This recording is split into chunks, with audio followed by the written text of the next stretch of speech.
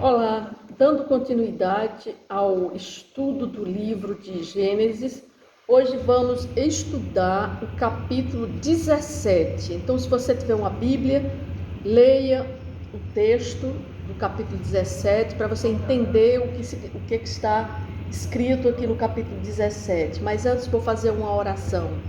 Senhor Deus, obrigada, Senhor, por essa oportunidade de estar aqui levando a Tua palavra.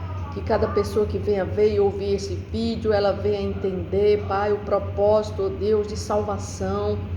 Que o Senhor Jesus, Ele possa nos mostrar e nos explicar através da Sua palavra, especialmente no capítulo que vamos estudar hoje, o que Deus fez na vida de seu filho Abraão e assim também na vida de cada crente, na vida de cada cristão, Pai. É o que eu te peço, que cada um possa entender, Senhor Jesus. Eu te peço em nome de Jesus, amém.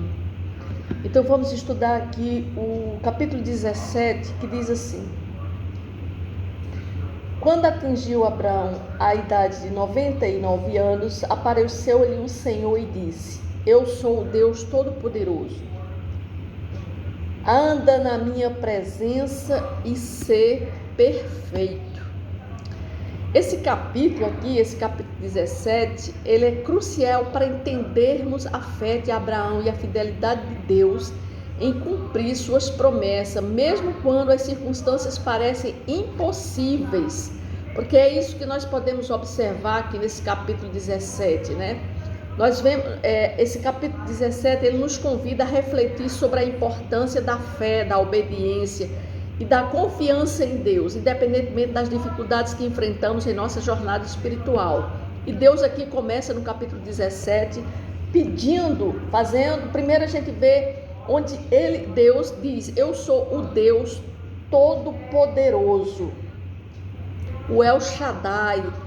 Então ele começa dando uma orientação e dando uma determinação para Abraão. Diz assim: anda na minha presença e sê perfeito.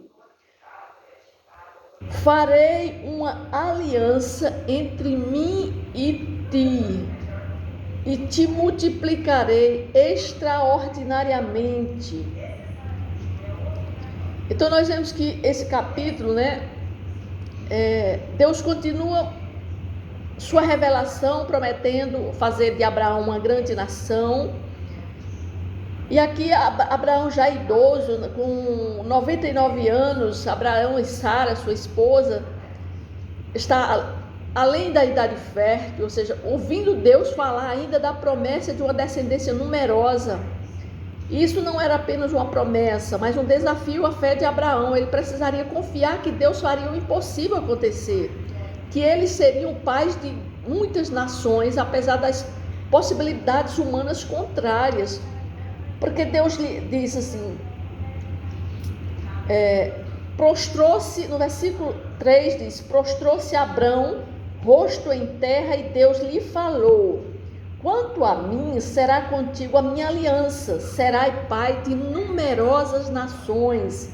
Abrão já não será o seu nome, e sim Abraão, porque por pai de numerosas nações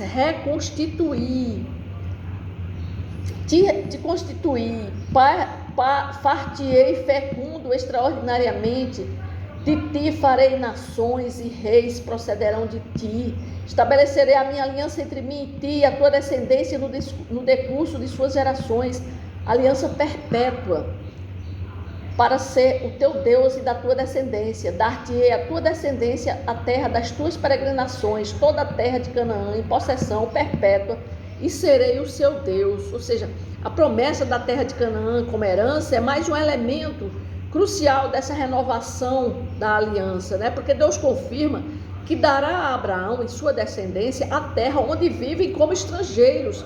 Isso é uma reafirmação da promessa feita anteriormente. Nós vimos nos capítulos anteriores que Deus já tinha dado essa promessa a ele.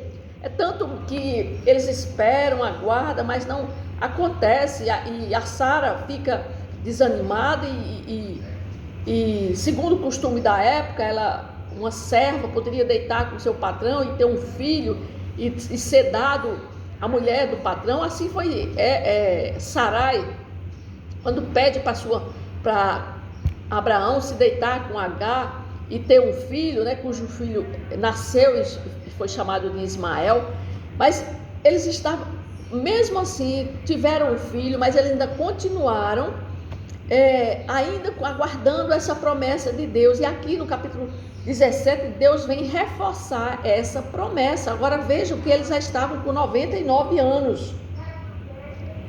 E aí é que Deus, e é nesse capítulo que a gente vê valiosas lições sobre fé, confiança, fidelidade. Abraão é apresentado como um modelo de fé, mesmo diante das dificuldades e incertezas. Sua obediência à vontade de Deus são admiráveis. Nós vemos que ele não apenas ouviu as palavras de Deus, mas também agiu de acordo com elas. E aqui ele vai fazer uma circuncisão, estabelecendo uma aliança com Deus. No versículo 9, disse mais Deus a Abraão: guardarás a minha aliança, tu e a tua descendência, no decurso das tuas gerações. Esta é a minha aliança, que guardareis entre mim e vós e a tua descendência. Todo macho entre vós será circuncidado.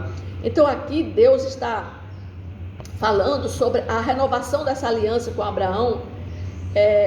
Essa renovação dessa aliança, Deus falando que ele vai ser circuncidado para formalizar a aliança entre Deus e ele e a sua descendência, faz nos lembrar que Deus é um Deus de promessas e de fidelidade, né? Ele cumpre suas palavras e nunca deixa de cumprir o que promete. E a história de Abraão e Sara nos mostra que mesmo quando parece que o tempo está passando e as circunstâncias são desfavoráveis, Deus está trabalhando nos bastidores para cumprir as promessas no momento certo. Aqui no capítulo 17, de 1 a 8, nós vimos que ele começa a destacar, né, a aliança que ele fez com Abraão. E aqui, a partir do versículo 9, a gente vê que ele institui essa circuncisão. Porque essa circuncisão, a instituição dessa circuncisão é como parte da aliança entre Deus e Abraão. E essa prática, era uma prática ritualística que desempenha um papel fundamental na história da fé abraâmica e possui significados profundos que vão além do aspecto físico. Então Deus ordena a Abraão que a circuncisão seja um sinal visível da aliança entre eles.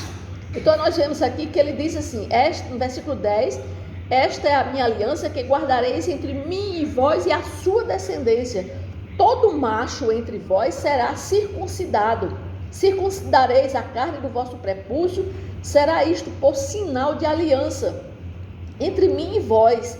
O que tem 8 dias será circuncidado entre vós, todo macho nas vossas gerações, tanto escravo nascido em casa, como comprado, e qualquer estrangeiro que não for da sua estirpe. Com efeito,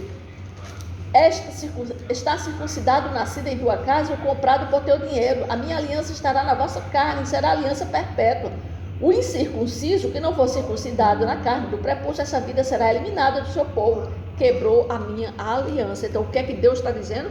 Que a circuncisão é um sinal da aliança entre Deus e Abraão e a sua descendência. Até hoje, quando nós somos selados pelo Espírito Santo, nós estamos nos referindo a essa circuncisão. Ali foi uma circuncisão física.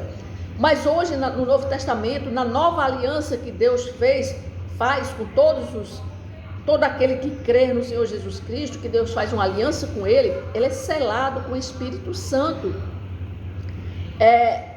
Na verdade, sendo um selo, né, o ato da circuncisão era um atestado de propriedade no Antigo Testamento. Então testificava que a pessoa pertencia não ao mundo, a Satanás, a si própria, mas ao Senhor Deus. Ou seja, Deus estava dizendo que aquela pessoa que foi circuncidada pertencia não ao mundo, nem a Satanás, nem a ele próprio, mas assim a vida dele pertencia a Deus. Então, da mesma forma, somos nós quando nós recebemos o Espírito Santo de Deus, nós somos selados para pertencermos a uma nação eleita, uma raça destinada, separada para ser uma nação santa, separada para o Senhor. uma propriedade exclusiva do Senhor Jesus Cristo. O apóstolo Paulo, lá em Romanos 4:11, ele disse assim ele recebeu a circuncisão como sinal, se referindo à circuncisão lá no Antigo Testamento. Ele diz assim, ele recebeu a circuncisão como sinal, como selo da justiça que ele tinha pela fé, quando ainda não fora circuncidado. Então nós também estamos hoje sendo circuncidados através do selo do Espírito Santo, quando nós nos arrependemos e aceitamos o Senhor Jesus Cristo como Senhor e Salvador da nossa vida. Nós recebemos o selo do Espírito Santo, nós somos circuncidados nessa nova aliança. Assim como Deus circuncidou lá Abraão e toda a sua descendência. Então todos foram circuncidados para serem filhos de Israel, da nação de Israel, do povo de Deus. Eles tinham que ser circuncidados. Em Colossenses 2:11, 13 diz assim, nós vamos encontrar maiores explicações sobre a função da circuncisão, porque de lá, nele também vocês foram circuncidados, não com a circuncisão feita por mãos humanas, mas com a circuncisão feita por Cristo. Ou seja, lá em Colossenses diz que nós cristãos, aquele que já aceitou a Jesus Cristo como seu Senhor e seu Salvador, ele foi circuncidado, não por mãos humanas, mas uma circuncisão feita por Cristo, que é um despojar da nossa carne. Ou seja, quando nós aceitamos Jesus Cristo como nosso Senhor e nosso Salvador, nós nos despojamos do velho homem, da velha carne, da natureza pecaminosa. Nós deixamos de ser uma criatura que estava dependente, ou seja, que estava escrava do pecado, e nós passamos a ser livres para adorar e ser feitos filhos de Deus. Ou seja, essa circuncisão tá dizendo que Deus nos perdoou, né? Porque a circuncisão ela envolvia a remoção simbólica do corpo da carne naquela época, como também como instrumento de perversidade. Sem a circuncisão, o corpo do pecador permanecia em estado de incircuncisão da carne. Então a circuncisão era como se Deus estivesse mostrando para ele que ele agora era uma pessoa de Deus. Ele tinha saído da servidão do pecado e passava agora a ser servo do Senhor. E no versículo 15, assim como Abraão, ele mudou o nome de Abrão para Abraão. Aí no versículo 15 diz assim, disse também Deus a Abraão, a Sarai, tua mulher, já não lhe chamarás Sarai, porém Sara, abençoá-la-ei e dela te darei um filho. Sim, eu a abençoarei e ela se tornará nações, reis de povos procederão dela. Então se prostrou Abraão, rosto em terra, e se riu e disse consigo, a um homem de 100 anos há de nascer um filho. Tomara que vire Ismael. Não, a um homem de 100 anos já lhe nasceu um filho, dará à luz Sara com os seus 90 anos? Disse Abraão a Deus, tomara que viva Ismael diante de ti. Deus lhe respondeu, de fato, Sara, tua mulher, te dará um filho e chamarás Isaque. Estabelecerei com ele a minha aliança perpétua para a sua descendência. Quanto a Ismael, eu te ouvi, abençoá-lo-ei, falo-ei fecundo e multiplicarei extraordinariamente. Dele haverá 12 príncipes e dele farei uma grande nação. A minha aliança, porém, estabelecê-lo-ei com Isaque, o qual Sara te dará a luz neste mesmo tempo, daqui a 1 ano. E finda esta fala com Abraão, Deus se retirou dele e se afastou, e elevando-se. Ou seja, Deus diz agora, confirma a aliança com Abraão, muda o nome de Abrão para Abraão, de Sarai para Sara, e diz que Sara, com 90 anos, vai ter um filho, o qual Abraão riu-se, né? Porque aqui é de não se acreditar que uma mulher já com o corpo daquela idade, ela não tinha como ter mais um filho, né? Então a gente vê que Deus confirmou a sua promessa, e Abraão, e ele promete também a Abraão que o seu filho, o outro filho da escrava Agar, também ia ter uma descendência. E hoje nós sabemos que todos os muçulmanos, toda aquela geração, toda a descendência de Ismael foi aquele povo do Oriente que hoje se encontram os muçulmanos. Todos os muçulmanos, eles são oriundos dessa linhagem de Ismael.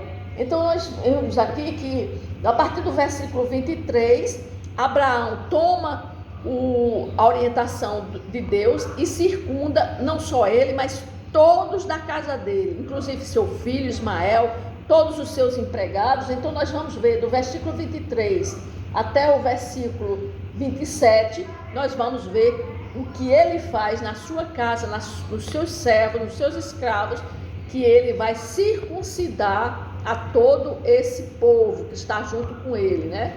Porque Deus manda que se cumpra essa aliança, é uma ordem divina, né? Então, sem hesitar, Abraão toma consigo seu filho Ismael e todos os homens de sua casa, e ele não adia a circuncisão, mas age prontamente, mostrando sua determinação em obedecer a Deus. E o ato de circuncidar a si mesmo deve ter sido um desafio tremendo para Abraão. Imagina você circuncidar a si mesmo, tirar a carne do seu prepúcio, né?